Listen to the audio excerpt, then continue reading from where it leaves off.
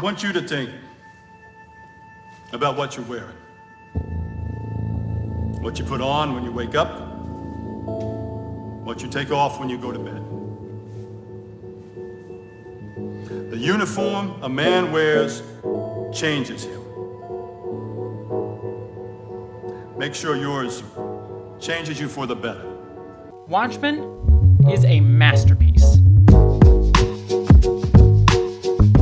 Now, forgive me for being in this less well-lit environment. I'm actually visiting family for Thanksgiving and didn't bring my film equipment, but I just watched an episode of Watchmen that really just sold me on how freaking masterful this show really is. And I just needed to talk about it this week with you guys. Even though I had another video planned, I needed to rant about this because this show is just phenomenal, and I really think that everyone should be watching it. And I want to just rant to you and discuss why. Watchmen is doing something that so few franchise expansions, let alone superhero franchises, do nowadays. Taking the themes of an existing work, honoring them, yet expanding them in a way that truly feels like it speaks to today. Franchises like Star Wars and Jurassic Park are doing everything they can just to maintain a status quo and reiterate the same story beats and ideas that we've seen play out already a billion times, even if those story beats just occur with the opposite payoff. Obi-Wan never told you what happened to your father. He told me enough. He told me you killed him. No, I am your father. Do you want to know the truth about your parents? Or have you always known? You've just hidden it away. You know the truth. Say it. Say it. They were nobody.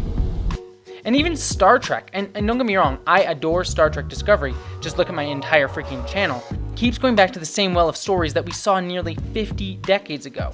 That's why it's so refreshing to see a franchise really take new directions and new ideas, but doing so in a way that really feels like it's something that could have only been said within that franchise. Watchmen is a fantastic rumination on the complex relationships between politics, race, police, and power that exist uniquely in American society. This is how adaptations, sequels, and franchises should be done.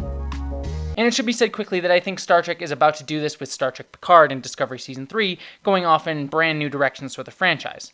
But that's a video for another day. Getting back to Watchmen, I already know that I'm going to be doing a whole video essay on the show early next year once the series completes, but I wanted to get this video briefly out because I was just so inspired by it. Ignore all those people that say Watchmen isn't a worthy sequel to the original because it's woke or pushing an agenda. I mean, what comic did you guys read? I would say that Watchmen is probably the most liberal comic I have ever read. In fact, I wouldn't even necessarily say liberal, as I would just say anti-conservative and anti-Republican.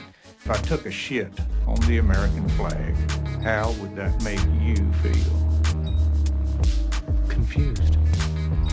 Alan Moore's entire Watchmen comic is a condemnation of conservatism, neoliberalism, and capitalism. I mean, that's like the whole point of it. One of its themes is how the disenfranchised feel a need to find some way to exert more semblance of control on their lives that feels just more and more out of their control, that these big, radical, world-changing decisions are being made and they can do nothing about it. They can't stop a system that just doesn't care for them anymore. What this new Watchmen does is take that comic out of Reagan-era politics and place it into a present-day context surrounding the issue of race and police force that is so galvanized talking points today. But also recognizing that these issues are not something new to America, but are deeply rooted in the core ethos of our entire country, even as we simultaneously attempt to erase that past while ignoring its very real effects on our everyday political discourse. The series literally opens up on the Tulsa race riots in 1921, a real historical event where mobs of white residents attacked black residents and businesses in Tulsa, Oklahoma. The attack, carried out on the ground and from private aircraft, destroyed more than 35 square blocks of the district, at that time the wealthiest black community in the United States, known as Black Wall Street. It has been called the single worst incident of racial violence in American history. And I have to say, I had never even heard of this incident, like not even a little bit. And I would go to say that probably most of you, and most white Americans at the very least, probably haven't heard of it either, unless you lived in Oklahoma. And even then, I'm curious to see how many people knew about it even there. This show takes this real event and transplants it into the world of Watchmen, a world of hidden identities and masks, and places those masks onto the cops, and mainly follows a black woman who is also a cop, and how her mask that she's allowed to wear by the government enables her to do her job safely. It gives her power in her anonymity. This would normally be the character that I 100% root for. Hell, there's even an out-and-out true red-blooded commie on the police force. Yet this anonymity also allows her to abuse her power, just like the rest of the force. It showcases the deep systemic issues present within the police institution, a system that works not just for the justice of its people, but in order to keep the status quo of those in power. That this whole system is just a game for a system that just wishes to perpetuate itself, keeping power for power's sake. And I want to make it clear here, this is not an attack on any individual police officer. I have many police officers in my family, and I do believe that a lot of people get into policing because they believe that it will do good things, and they do good things. But as a whole, the institution of policing has done a lot of harm to the black community. And Watchmen also recognizes this, that there are officers and people who, on the whole, join the police because they want to do good. But what Watchmen does so well is analyze how these systems really place pressure on good people in order to perpetuate a system that perpetuates power. And it does this all while having a complex and unclear, yet deeply thoughtful discussion on race. Certainly, we can't look at police and not understand how that institution has disproportionately harmed people of color. Yet in this show, the police are more aligned with protecting people of color, and the show delves into this layered dichotomy. I stayed away from specifics in this video because I want all of you to watch it, and I want to save my deeper thoughts for a later video, but I want to draw attention to a single moment in the show that really inspired me and I thought was brilliant. Not because I think it's the best moment in the show, there are clearly much deeper and more thoughtful ones, but it's one that really spoke to me. In the latest episode, we open up with the original Watchmen character, Hooded Justice, being forced to take off his mask, revealing that he's just some white guy. Yet we eventually realize that this scene is just a fictional biographic TV show within the Watchmen universe.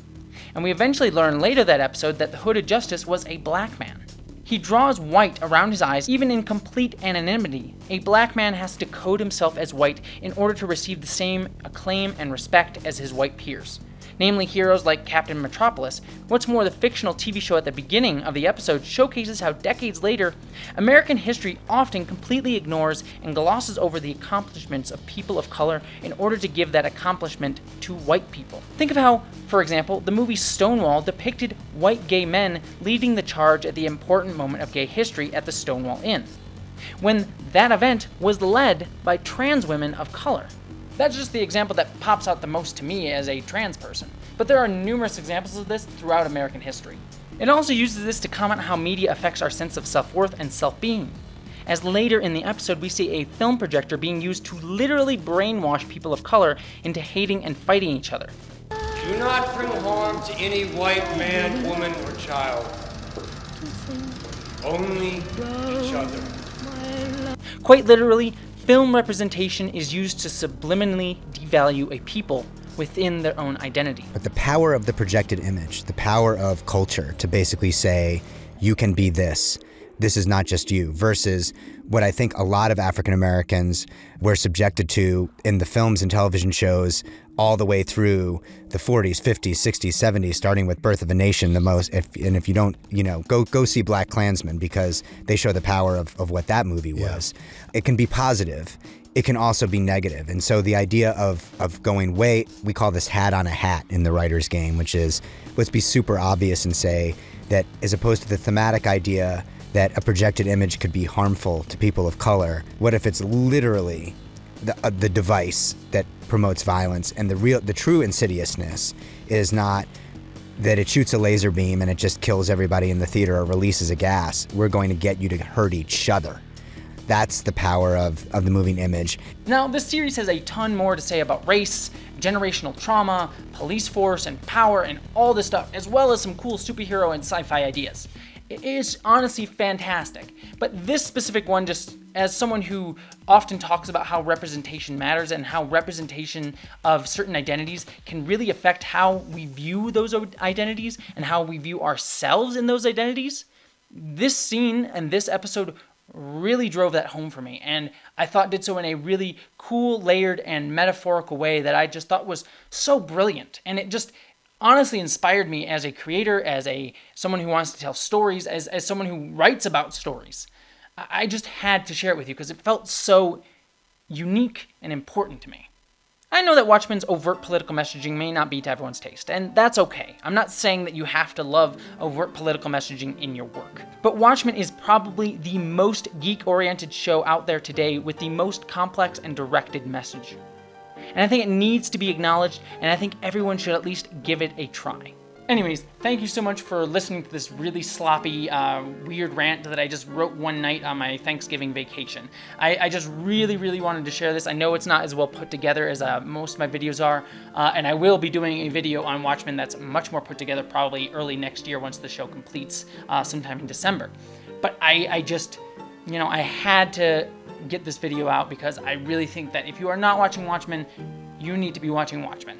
So I hope you liked this video. Please, if you liked this, please subscribe to my channel. And if you want to help make these videos even better, please give to my Patreon page. It absolutely means the world to me. Apologies to those of you out there who are on my Patreon.